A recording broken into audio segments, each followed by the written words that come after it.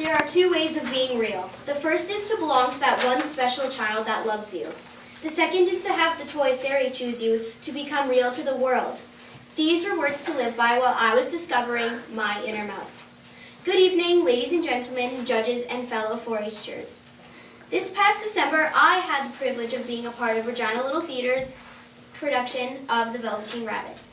When I first arrived at the auditions, I was terrified.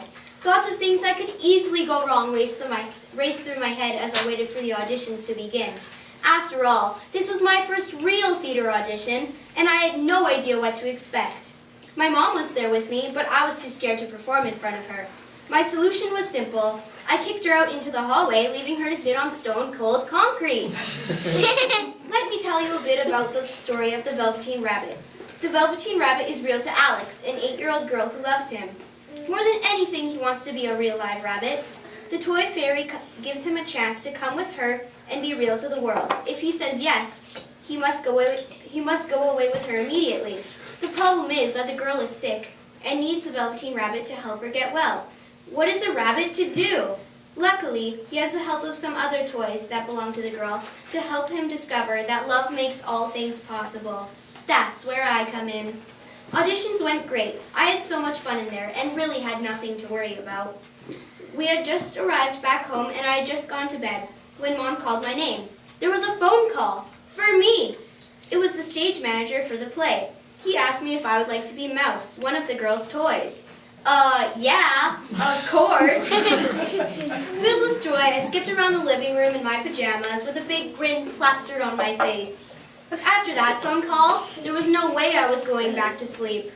Well, at least not anytime soon. Next came the first table read. This is where all of the actors sit around the table and read through the script from start to finish. It was then I met the 10 other people on the cast. And there was one other girl a year younger than me, and the rest were all adults. Because of this, the director decided that this production will have RLT's first ever swear jar. By the time we hit live shows, that swear jar paid for a couple cases of water. During table reads, the director was asking questions like, what is your character's motivation in this scene? I was so confused. I thought I was just supposed to memorize my lines and deliver them. I soon learned that I needed to discover my inner mouse to give a great performance. So rehearsals came after more rehearsals, which came after more rehearsals. We rehearsed a lot. The 2 weeks leading up to the show, I was at rehearsal every single day, usually not getting home until after 10 p.m. And when you're a bus kid who needs to get up early, that gets tiring. But let me tell you, it was worth every single minute. We were set to perform 5 shows in all. Opening night finally arrived. I was so excited yet so nervous. My 4-H family came to watch me that night too, which made me even more nervous.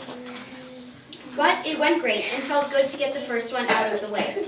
After our Friday night performance, there was a cast and crew meet and greet party. This was especially exciting because I got to dress up in a superb outfit and get first dibs on the buffet. I learned a lot about theater in those few months. Costuming, makeup, set design, and the fact that finding my inner mouse is just the first step in what I am determined to be a long acting career.